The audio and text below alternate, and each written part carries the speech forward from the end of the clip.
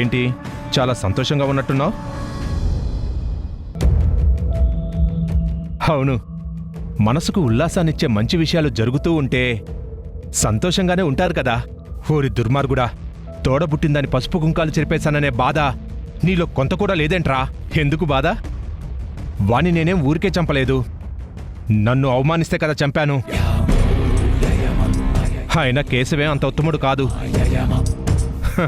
అందుకే పైకి పంపేశాను. నిన్ను అవమానించాడని బావని చంపేశావు. మరిప్పుడు ఆ తండ్రి కూతుళ్ళని ఎందుకు విడిదేయాలని ట్రై చేస్తున్నావు? వాళ్ళు విడిపోతేనే కదా కోదండరామయ్యని నేను ఈజీగా కంట్రోల్ చేయగలుగుతాను. అలాగే శ్రీవల్లి కూడా మెంటల్గా డిస్టర్బ్ అవుతుంది. ఆ డిస్టర్బెన్స్లోనే లడ్డుగాడి కేసు మీద కాన్సన్ట్రేషన్ చేయలేదు, ఎవిడెన్స్ సంపాదించలేదు. అప్పుడు లడ్డుగాడికి శిక్ష పడుతుంది. ఇంకా మనకి ఎటువంటి ప్రాబ్లం ఉండదు. టైం చూసుకొని ఆస్తిని తిరిగి నా పేరును రాయించుకోవచ్చు.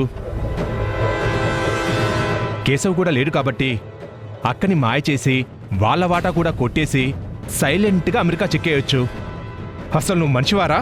సొంత అక్కను కూడా మోసం చేయాలనుకుంటున్నావు, మరో పక్క తండ్రి కూతురుల మధ్యలో చిచ్చు పెట్టి సంబరపడుతున్నావు. నీలాంటి శాడిస్ట్ ఈ ప్రపంచంలోనే ఉండడు. నువ్వింత నీచుడు అని అనుకోలేదు. ఒక రకంగా నిన్ను ఎంకరేజ్ చేసి నేను కూడా తప్పు చేశాను.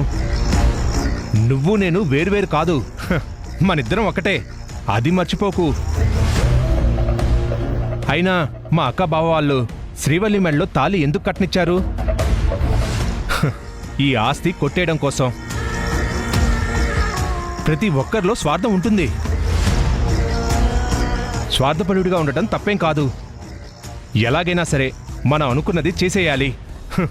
అందరికంటే ముందుండాలి. మన వల్ల ఎదుటివాడు నష్టపోయినా పర్లేదు, కానీ మనం మాత్రం సంతోషంగా ఉండాలి. జీవితం చాలా చిన్నది గురు. అడ్డదారిలో అయినా ఆనందం అనుభవించాల్సిందే. ఇదే ఈనాటి ధర్మం. చిచి.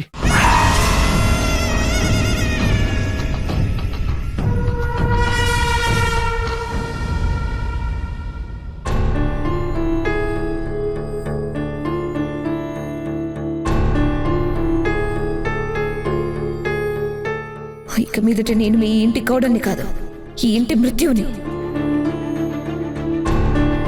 లడ్డు మామ నిర్దాక్షిణ్యంగా ఈ కేసులో ఇరికించబడ్డాడు. ఈ విషయంలో నేను ఎవరి మాట వినదలుచుకోలేదు. అపార్థం వల్ల ఒక అమాయకుడు బలైపోతున్నాడు, అది నాకు క్లియర్గా తెలుస్తుంది. ఈ విషయంలో మీ మనసు నొచ్చుకుంటే నన్ను క్షమించండి. వ్యక్తిత్వంలో నా కూతురు నాకన్నా గొప్పదని మురిసిపోయాను, కానీ ఇప్పుడు అమృతానికి విషానికి తేడా తెలుసుకోలేని అమాయకపు స్థితిలో ఉంది. ఆ దుర్మార్గుడి కోసం తను ఎందుకింతలా పోరాడుతుందో అర్థం కావట్లేదు.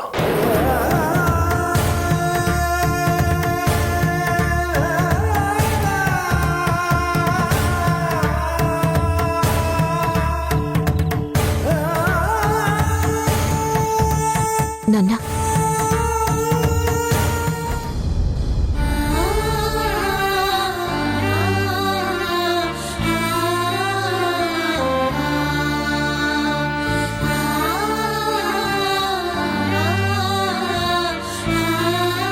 భోజనం తీసుకొచ్చాను నాన్న, తినండి.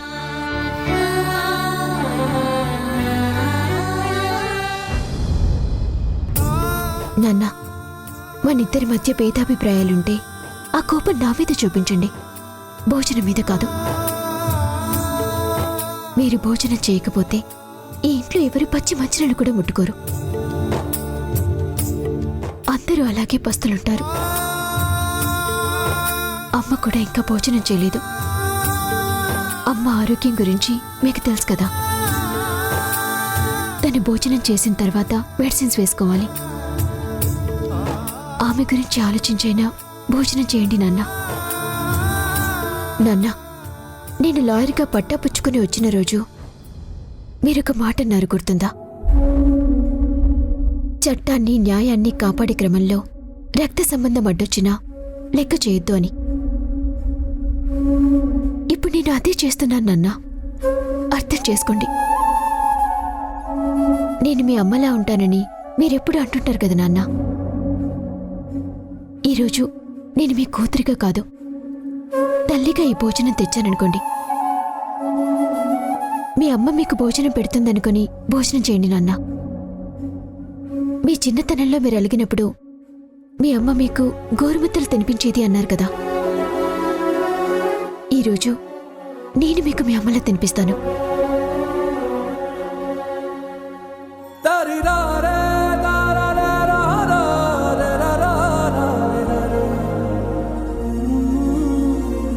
తినండి నాన్న.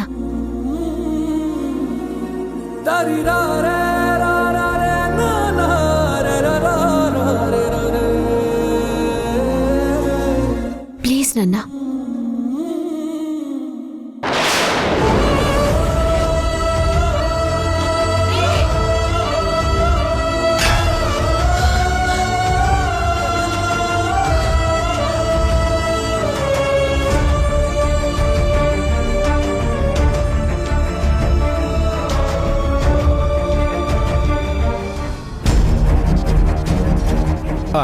శ్రీవల్లి వచ్చావా? మావయ్య గారు భోంచేశారా? లేదు, ఎంత బతిమలాడినా కూడా భోంచేయలేదు. నువ్వు కూడా భోంచేయలేదా? నాన్న ఆకలితో పస్తులుంటే నేనెలా భోంచేస్తాననుకుంటున్నావు? అందుకే మావయ్య గారిని బాధపెట్టే పనులు చేయకూడదు అని చెప్పింది. ఇప్పుడు చూడు, ఆయన భోజనం చేయకపోవడంతో అత్తయ్య, నువ్వు, ఇంట్లో మిగతా వాళ్ళెవరూ భోంచేయలేదు. నువ్వు చేసావు కదా. అంటే అత్తయ్య గారు తినమని బతిమలాడారు. మళ్ళీ తినకపోతే బాధపడతారని తినేశాను. కానీ అసలు నాకు తినాలని అనిపించలేదు. సర్లే, ఆ టాపిక్ వదిలేసి నీతో ఒక ముఖ్యమైన విషయం మాట్లాడాలి. ఏంటో చెప్పు శ్రీవల్లి. కేశవ అన్నయ్య చనిపోవటానికి ముందు నువ్వేమైనా వెళ్ళి అన్నయ్యని కలిసావా?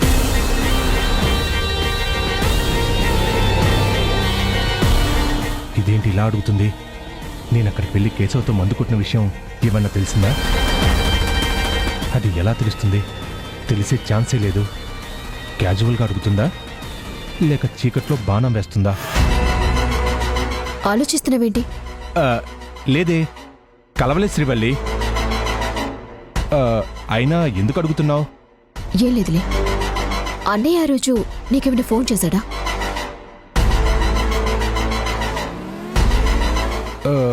ఫోన్ చేయలేదు శ్రీవల్లి. బాగా గుర్తు చేసుకొని చెప్పు. కన్ఫర్మ్గా చేయలేదా? చేయలేదు శ్రీవల్లి, నిజం.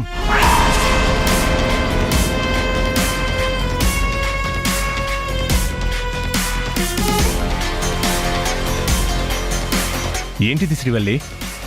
కేశవనే ఫోన్ కాల్ లిస్ట్. అన్నయ్య చనిపోయి 2 గంటల ముందు నీకు కాల్ చేశాడు. నువ్వేమో చేయలేదు అంటున్నావు. అబద్ధం ఎందుకు చెప్పా? అన్నయ్య నీకెందుకు కాల్ చేశాడు? అన్నయ్య హత్యకి నీకున్న సంబంధం ఏంటి?